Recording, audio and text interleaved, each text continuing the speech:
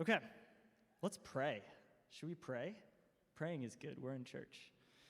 Jesus, thank you. Thank you so much for this church. Thank you for this city, God. Thank you for just all your blessings in our lives, God. Thank you for the holiday of Thanksgiving that we just get to remind ourselves of all the blessings that you've given to us.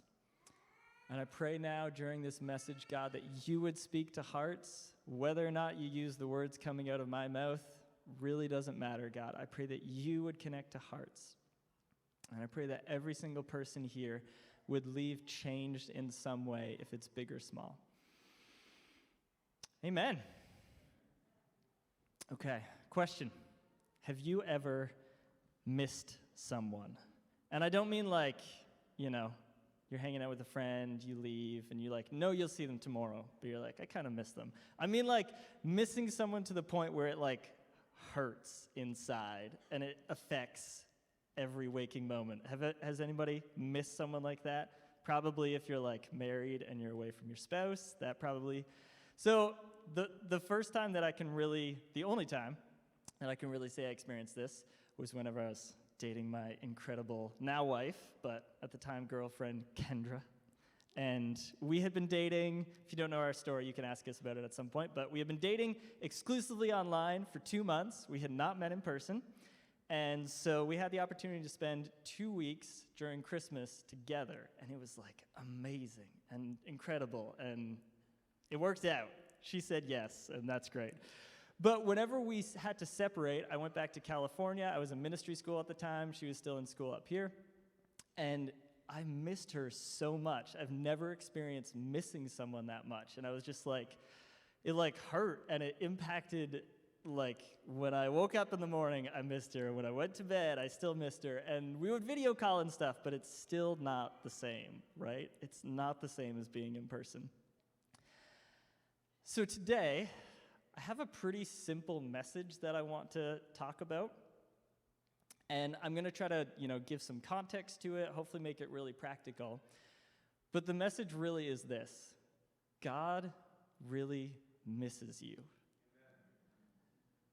And maybe that sounds a little bit odd to say, like, God misses me. I mean, some of us in the room or watching online, I always forget. Thank you for watching online. But you guys are amazing.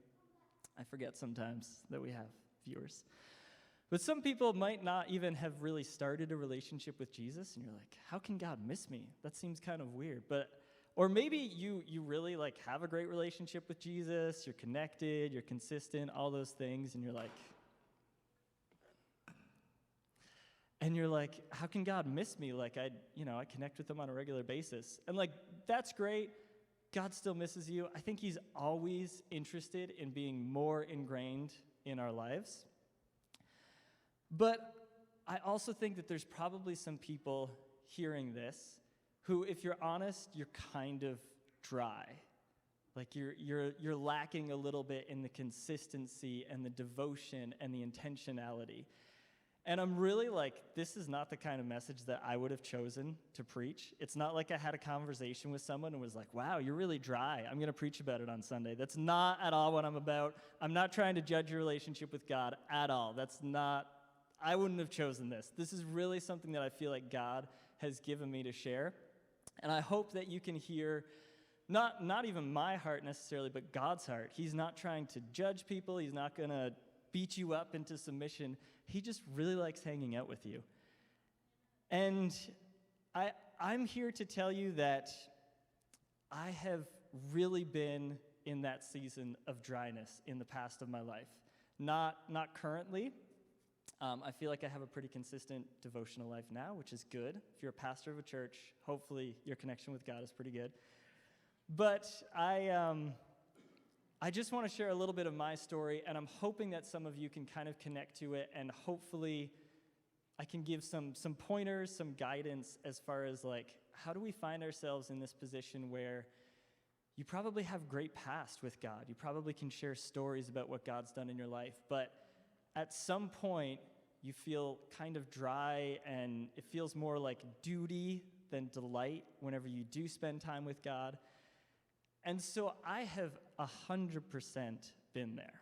So I grew up in the church, great family, fell in love with Jesus early, had amazing encounters with God at youth conferences like Pastor Nathan and some of the youth had. I like really had amazing times with Jesus. You know, I can remember like grabbing my parents' guitar and going to my backyard alone at night and just like worshiping and just, you know, singing songs on the guitar. Didn't even really know how to make music, but it was great. And like really for a lot of years, especially in my teen years, my relationship with Jesus just grew deeper. I was connected to him. It was consistent. And then I went to college. And it totally changed. And it wasn't that, like, a lot of people, you hear these stories of, like, philosophically, they struggle with Christianity. That wasn't it for me. I just, like, got busy and my routine changed. And before I knew it, I was, like, spending time with God just wasn't a priority anymore. And I was still going to church. I was still serving in church. I was still, like, leading. I would still talk about Jesus. And I would, like, still read my Bible every now and then and pray every now and then. But it just wasn't a priority. It wasn't consistent. And it stayed like this for 6 years, which is like embarrassing to even say now. But for 6 full years, I had this season of my life where I had an incredible history with God, like genuine encounters with God, really deep. And then I hit this spot in my life where I was just dry and lacking and really not consistent in my personal secret devotion time with God. And again, I was going to church. From the outside, it still looked like I was great. Honestly, to myself, I wasn't even aware that I was drying out. But the wake-up call for me is I actually went to a youth conference as a leader, and we brought a couple youth. And I can remember just like stepping into this youth conference and being like, wow, God, I don't even like know where you are anymore. Like, and I can remember having this thought, like, I don't even really care about the youth that I brought to this conference, which is not a great thing if you're a leader, but I'm like, I don't even care about that. Like, God, I need you for me. Like, I'm just so dried out, and I don't even know how I got to this place. And shortly after that, I came back to my home church where this pastor, Pastor Roy, is still preaching. So if you're ever in Cornwall, go check out the church. It's great. And he had this prophetic picture for me about a lake. And it really resonated really deeply with me because if you think about a lake, what makes a lake healthy? A healthy lake is when there's inflow, there's stuff coming in, and there's outflow, there's stuff going out. Right? Like there's inflow and outflow to a healthy lake. And you know, if all you have is inflow and you don't have any outflow, if all you're doing is connecting with Jesus, coming to church and like, you know, getting filled up, but you don't have anywhere to give it out, you'll end up like, you know, the Dead Sea in Israel, which is super salty, nothing can grow there. It's not actually healthy at all, even though there's water coming into it, there's nothing going out of it. And then, of course, on the flip side, if all you have is water going out, if all you're doing is serving, and all you're doing is, like, giving out to other people, but you never spend time to get filled up yourself, before long, you're not even a lake anymore. You're just this dry, barren wasteland. And that is where I was. And so it's kind of interesting because it took a while before I really noticed. Before I think anybody really noticed. And I think that's because I had built really deep wells, and I had been consistent with God for a lot of years, but whenever I stopped, I just got drier and drier and drier, slowly over time, until I hit this point and I was like, man, I still love Jesus, but I feel so dry, I feel so disconnected. And so, again, I'm not trying to, I feel like this might feel like a heavy message. I'm really not trying to judge anybody here. I love all of you. But I feel like that might be where some people are at, where you have this incredible history. Like, you've been to ministry school, you've gone to the youth conferences and had encounters, you know, and you've had really good, amazing secret times with God, and you can go back and you're like, oh, that was amazing. But right now, you know that, like, oh, it's just not consistent anymore. Like, I still love Jesus, I still serve, all those things, but, like, the consistent personal, one-on-one, intimate connection with God is just lacking. And maybe it's one person, and that's great. Maybe it's most of us. Like I said, I don't know, but I feel like God wants you to know that he really misses you. He really wants to spend more time with you. And I want to say, God has always been like this. If you read through the Bible, he's always been like this. He's always been interested in spending more time with his people. In Exodus chapter 20, verse 5, if you're not super familiar with the Bible, this is close to the beginning of the Bible. And it's the story of the nation of Israel and them kind of like starting their relationship with God. And God has to like share a lot of stuff about himself because they really don't know him very well. And so one of the things he does in Exodus 20, verse 5, he introduces himself to the Israelites as a jealous God. He calls himself jealous. And I realize that can have a lot of negative connotations. Like we usually think of jealousy in a bad way, but God was like, this is the best word that I can use to describe how much I want to be with you, how much I'm desperate for you, and how much like he doesn't want to share you with other people either. He really wants you all to himself. And it's not in this like greedy or like, God's insecure, so he needs all of you. It's not in that. It's just that he loves us so much. And also, it's because he knows this is the best way to live. I think some of us read the Bible and we read parts of the Bible like this, and we feel like it's like this hard, heavy instruction, like command, and we're like, oh, why do we have to obey all of this stuff? And whenever I read the Bible, I read it like it's an instruction manual written by the manufacturer. Like, he's giving us the best way to live because he built us. And so if God says that he wants to be close to us, I trust that, like, that's because it's the best thing for me. So I just say that to say, God's always been like this. He's a jealous God. Another area of this in Revelation 2, this is all the way at the end of your Bibles, if you're following along. Revelation 2, chapter 4, this is the Apostle John, who is one of the ones who interacted with Jesus directly, and he is receiving from God specific words for churches. And so he's writing to a church in the city of Ephesus, and he kind of gives some context, and he actually like praises them. He's like, you guys are doing great on a whole bunch of things. Like, your doctrine is sound, you're like serving people, you're like doing a lot of great things.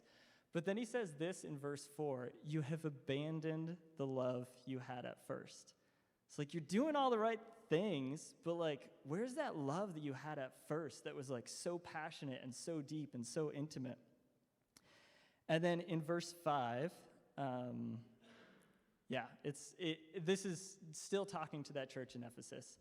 And he just says, do the works you did at first. Like, remember those times we had together? Remember the deep, intimate, personal love that we had together? Let's get back to that.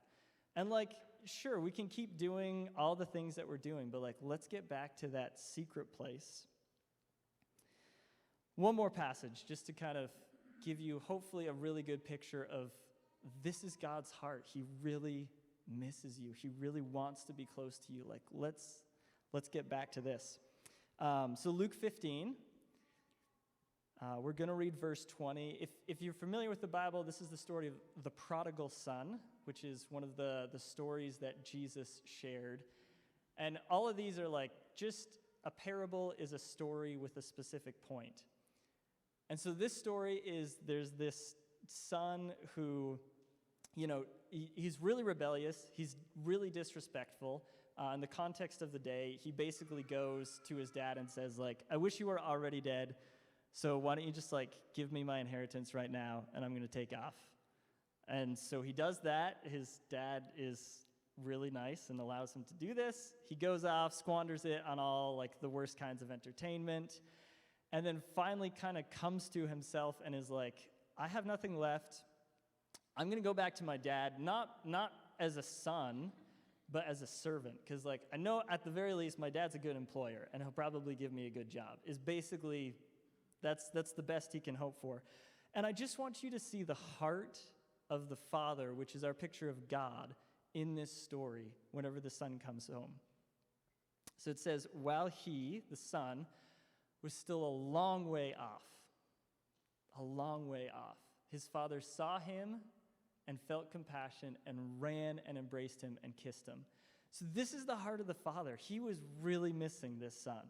And as soon as he was even way off in the distance, the Father, which is, again, our picture of God, God goes running after him. And this is the picture of God and his heart for us. He really misses you. He really misses you. Yeah. And so I think hopefully where we come to at this point is okay, God really misses us. He really wants more of us. Wherever we're at on that spectrum of oh man, yeah, I'm super dry, or actually I'm doing pretty good, but I could probably let Jesus into more of my day. The next question is okay, what's stopping us? Why do we find ourselves in this point? Why did I find myself in that point for 6 years? 6 years. I just didn't have consistency with my personal time with God. And so I'm sure there's lots of things that we could talk about. I'm just going to quickly go over 3 problems, 3 hindrances, if you will, 3 things that block us from this heartfelt connection to God. And then I'm going to try to offer some solutions, some ideas, and just make it practical. Some of them are really going to resonate for you. Others probably won't, and that's fine. But some hindrances. Number 1, busyness. Who feels busy? Probably almost every single person in the room. I feel especially in this society, yeah, not very many people raise their hands. There you go. But yeah, we're busy, right? In this society, it's easy to get busy. I get it. So that's one potential block, is busyness. Another one, I think, is unfamiliarity, or maybe you just don't have very much practice. And this is probably more for people who are, younger in your faith, or maybe you've just, you've gone to church for years, but you've never really had that secret place or that private time that people always talk about. And so it probably feels intimidating. You're I don't know what I do. Go into my room and sit? What am I supposed to do? So I think that's another problem that we face whenever we're talking about just getting back into that secret place and that devotions. Is unfamiliarity. And then the third one is bitterness or hurt or disappointment. And I think this can be experienced in the context of, you're coming to church and one of your friends from church does something that really hurts. And I think we can oftentimes carry that and we can apply that onto God really easily. Or maybe a spiritual leader did something super crummy. We're human too. We're going to really try hard not to mess up. But spiritual leaders mess up. I've experienced that. Probably many of you have too. And I think what we can really easily do is okay, that's a spiritual leader. They're supposed to represent God, and they hurt me really deeply. So now God hurt me really deeply, and we carry this hurt around, and so we turn away from God. We stop that devotions because we're bitter, we're resentful, whatever it is.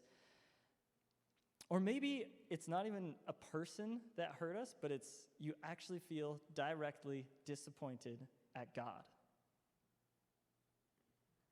How many people, every time you pray, God answers your prayer exactly how you want it? When you want it? No? Okay. If you do, please come talk to me because I need to learn your secret. How many people have been genuinely disappointed? You have prayed for something and it did not work out the way that you wanted. You can raise your hand on this one. Yeah, 100% me too. God doesn't always play by our rules, and I don't always know why. And sometimes it's really frustrating. I've been really frustrated at God before and really disappointed. God, I thought this was going to turn out differently. And so I think there's really 2 things that we can do with that disappointment. We can hide from God and even pretend that we're fine. It's fine, Jesus. I know you're God. You probably got this figured out. I'm just going to close off my heart to you and not talk to you anymore. Or we can just bring him that disappointment and let him into all of that. So those are, I think, 3 hindrances. We can get busy, we can just be a little bit intimidated about this, or we can be experiencing some hurt or bitterness. And so in the rest of our time together, I'm going to go through some solutions, some ideas that might help us. And I hope some of these will be useful for you. And I feel like, I'm sorry, Sue, I feel like the PowerPoint is super not working. So if you guys are confused about what's back there, it's probably my fault. So I'm sorry about that, Sue. I think, anyways, yeah. I think as I'm like thinking about it, I think I figured out what I did wrong. Sorry about that. So this probably won't make a lot of sense, but do your best. Thank you, Sue. Okay, so we get disconnected. We know some of the things that might cause this. How do we fix it? Where do we go from here? And I think number one is just decide to start. Like wherever you're at, just decide, I'm going to try this thing. And like, maybe it won't be amazing right at the start, but like, I'm going to start moving in this direction. And yeah, recognize that you're probably not going to hear angelic voices every time you go into your prayer closet. Again, if you do, that's fantastic. You probably won't hear the audible voice of God be like, I'm very pleased with you today. Probably not every day. If you do, that's fantastic. But the consistency over time is really what brings that life, that connection. So the first one is just decide to start. The second one is reevaluate everything. And this is especially if you feel like busyness is your number one blockage. God really misses you, and I think sometimes that busyness, I just think it's not a great excuse. And I say that tentatively because I realize everybody's at different phases of life, right? I realize many of you have young kids, and I do not have kids. And I realize that it's totally different. It's a new world. And I'm not saying it has to look exactly like my devotional life with Jesus. That's not what I'm saying at all. I'm just saying if we don't have any consistency with God at all, and our excuse is like, I'm just busy, you might be doing things that you're not supposed to. Like, if God asked you to do those things, I think he's going to make sure that you have enough time to spend a little bit with him. And so one thing, this is just very practically, one thing that I've tried to do over the last number of years is every year, I do it on January 1st. If you decide to take up this habit, you can do it anytime, that's fine. But I get some worship music on, I get a cup of coffee, I get a notebook, and I try to write down everything that is taking up resources in my life. So like, where are my finances going? Where is my time going? Where is my emotional energy, my relational energy? Like, what is taking up my life? What am I spending it on?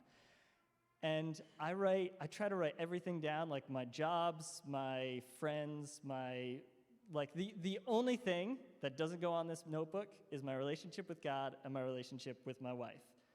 And everything else, once I'm done kind of dumping it onto this notebook, I'm like, okay, Jesus, what do you want me to pick back up? Because for me, it's like everything's on the chopping block. If you want me to quit my software development job, I will do that. I don't know what it's going to look like, but I'm willing to do that. If God actually asked me to quit my job here at the church, I would do that. Because my relationship with God is number one. And anything else is on the chopping block. If there's a relationship that's taking up too much of my time and I just need to let it go, okay, I'll do that. And so I think that's one way that we can help to insulate ourselves from this excuse of oh, I'm just too busy. Okay, maybe you're working too much. Maybe your kids are involved in too many things. I'm not sure what it is, and it's going to be different for everyone. I just encourage you, reevaluate. If you feel like busyness is the number one thing, what is taking up your time? What is taking up your resources? And let God be the one to be yeah, you can keep that thing. No, actually, this one needs to go. It's not a high enough priority. Yeah. Because Jesus could have been busy too, right? He spent his days healing people, delivering people, raising the dead, and crowds followed him because they were like, teach us more. Like, do that thing where you multiply the bread again. That was really cool. They were really interested in having Jesus speak to them and minister to them, but Jesus still got away. Jesus could have been really busy, but just one really quick example of this, if you want to jot it down, is Mark 1:35-37. And so Jesus has just finished this long day of like healing the sick and doing all of these amazing things. And it says, rising very early in the morning, while it was still dark, he departed and went out to a desolate place, and there he prayed. And Simon and those who were with him searched for him, and they found him and said, everyone's looking for you. Everyone's interested to hear what you have to say. Like, don't you want to continue with this momentum, Jesus? And Jesus is like, sure, fine, but like, first, I'm going to go hang out with God. Like, I'm going to go hang out with my Father. That was his priority. And that's, I mean, you know, Jesus is God, and it, like, some of the comparisons don't work great. But, like, I think his connection to his Father is why he was able to do all of these things. And I realize Jesus is God, and, like, that doesn't work great. But from a human perspective, if you get disconnected from God on a personal level, yeah, you just dry up. And there's only so much you can keep doing. So I just encourage you, like, reevaluate what's going on in your life if you feel like busyness is your, like, main issue, I guess. I don't know, main blockage. Let Jesus reevaluate those things and just, yeah, let him in. Let him pick what you're involved in, what your family's involved in, what your kids are involved in. Okay, next one, make physical space. This was something whenever I kind of reached that point in my life and I was like, oh man, I really need to get serious about being consistent with God again. This is something that I personally found helpful, is I had a spot in my house and I was like, that is my Jesus place. That will work great for some people and it probably won't work great for other people, but I'm like, when I go into that area, that's me and Jesus. And it was just helpful for me to have a physical place. Use that if you want, ignore it if you want. Make time is the next one. And this is one of the more important ones. And it needs to be consistent. It doesn't need to be at a specific time of day. For me, mornings are just my happy place with Jesus. For you, maybe it's at night or it's over your lunch break or whatever it is, as long as it's consistent. And I also want to say this too, like, I haven't found a Bible verse that says it has to be every single day. I haven't found it. Have you, Pastor Nathan? I hope I'm not preaching heresy here. Great. So I think shoot for every day if you can make that work, but at the very least, make it consistent. So if you're like, you know what, my weekdays are like just crazy with kids and all of that stuff, but like, hey, I can hang out with Jesus every Saturday for an hour or two. Like, okay, great. Make that at least the starting place. Make it consistent. And this is the biggest thing, protect it. So like when a temptation comes up and like, oh, your friend's in town and wants to hang out and that's the only time, like, sorry, that's my Jesus time. That's my Jesus time. So just make it consistent, make it as frequent as you can. I do think daily is probably ideal for most people, but I'm just saying consistency is the key. Make it consistent, protect that time. Next one, tell someone.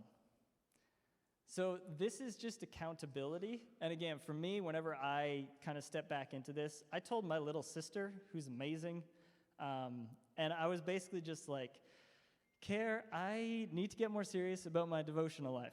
And if you can, like, just text me every day and ask how I'm doing. And so she did. It, like, is probably maybe 2 or 3 weeks, and she would just text me and be like, hey, how's it going? And I was able to say, like, it's going good. Like, I'm consistent. I'm staying in it. But this is really helpful so that it's not just you, like, trying to make it on your own willpower. There's somebody else being like, hey, you can do this. Like, encouraging you, like, you got this. And if you miss a day or two, like, okay, that's fine, but, like, get back up. Let's keep going. I think this can probably be your spouse, but maybe it's better if it's not so that they can be a little harder on you and doesn't, like, mess with things. Anyways, I leave that to you.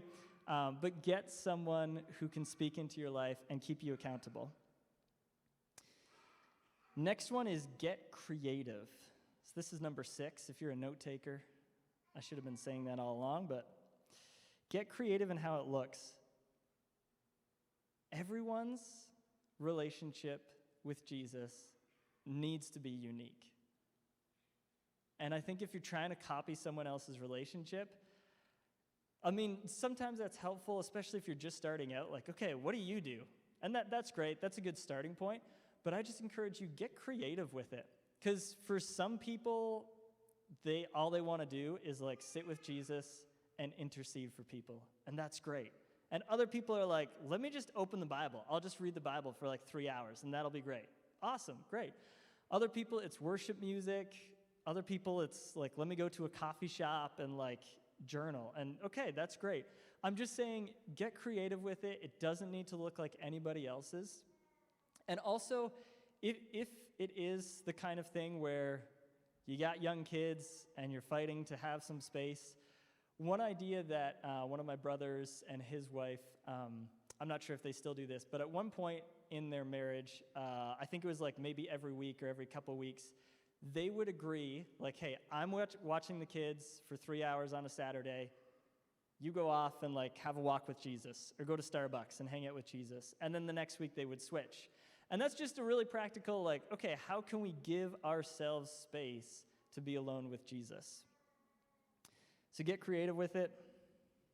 Go for a run with Jesus. Figure out what works for you. Next one, this is the last one. And this is especially if you feel yourself struggling to step back into it because you are experiencing hurt or disappointment or discouragement or any of those types of things. And I just want to encourage you, bring him the hurt. Bring him the disappointment. And like you don't have to play nice with Jesus. You don't have to pretend that everything's fine when it's not.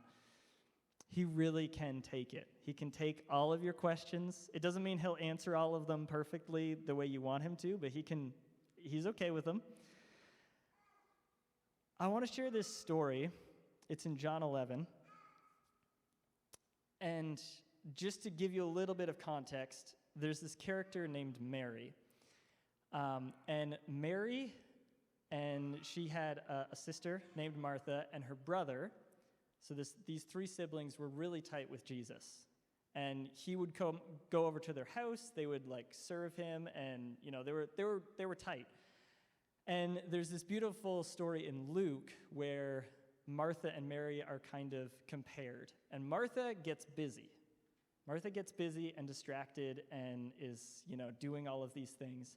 And Mary is this beautiful character because she just comes to Jesus and sits at his feet and is just like there for whatever. And it's really this beautiful picture of like intimate connection, kind of that secret place kind of thing, right? Like really connected. Jesus, I'm here. It doesn't matter what else is going on. But Mary experienced incredible disappointment. So think about this. Like they literally, like they walk with Jesus. They have Jesus over to their house. They know about Jesus. They know all the things that he does. And then Mary's brother gets sick. And so they're like, okay, we'll just send for Jesus. Like we've seen him heal tons of people. And so they send for Jesus, and he takes too long. And her brother dies. And I want you to kind of like try to put yourself into these shoes, because it's like, this is real. Like your brother just died, and the man that you've seen heal a whole bunch of people from similar things, he just took too long. He could have been there, he could have healed, and he took too long. So what does Mary do? She doesn't come to Jesus and say like, well, I'm sure you got a plan, so it's fine. Like, it's fine. We're good. It's all good. No, Mary brings all of her disappointment. And so in John 11:32, it says, now when Mary came to where Jesus was and saw him, she fell at his feet, saying to him, Lord, if you had been here, my brother would not have died. And can you feel like the disappointment? And I also think there's some accusation here. Like Mary's like, Jesus, what is the deal? Like, I've seen you heal before. Why not for me? Like, I thought we were friends. what is going on? And so this is what I want to encourage you to do if you feel like, oh yeah, like I actually do have some discouragement or disappointment or resentment. Bring it to Jesus. He can take it. The story goes on, and Jesus weeps with them and like enters into their pain like, oh man, yeah, that must be really hard. He isn't just like, well, figure it out, Mary. It'll be fine. I'm God. Stop complaining. He enters into it. And if you know the more of this story, her brother's name is Lazarus. Jesus ends up raising him from the dead. It's an amazing story. But this moment is amazing for me because Mary had all this disappointment. She didn't know that her brother was going to get raised from the dead. For all she knew, that was the end of the story. My brother's dead. It's over. But she brought all of her disappointment and did not hide it from Jesus. So God really misses you. I hope that's clear more than anything else. And I want to say too, like for me, this was a really good message to prepare because it challenged me. And like there's certain areas of my life where I feel like I'm doing pretty good with my connection with God. But for me personally, whenever I get into work mode, I have a tendency of like just forgetting that God exists for a little bit, and it's not good. I'm a software developer, that's my other job. And so sometimes a few hours will go by and I'll be like, oh yeah, hey God, like did you want to like be a part of my day still? And I'm like, I gotta get better at that. Because I really think the answer is like, yeah, let me program with you. Let me like help you with that code. But for me at least, I can just get so like, blinders on, I'm focused, nobody bother me. And it's like, God wants to be in your programming life. God wants to be with you when you're with your kids, when you're, at your workplace. God wants to be in every area of your life. So maybe for you, it's like, you know what, I have like those 15 or 20 or 30 minutes in the morning, and I'm good with God, and that's great. But then you go through your rest of your day, and you like kind of forget that God exists. Because that's where I'm at. That's my challenge through this message is I want to invite him into every moment of my day. So as we close here, we could have the worship team come back up if you guys are still around. And I just want to encourage you, we're going to go into another song of worship, and as we do that, just connect with God and let him challenge you in a way that only he can. Like, he knows where you're at. He knows all of your situation. He's not trying to make it more difficult than it needs to be. He's really kind. He's not going to give you something that, is just totally overwhelming. He's really kind about it. But let him challenge you.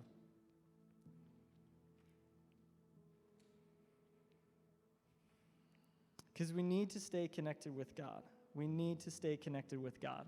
Because you can kind of limp around for a while, but eventually you'll get dry, and you need to stay connected.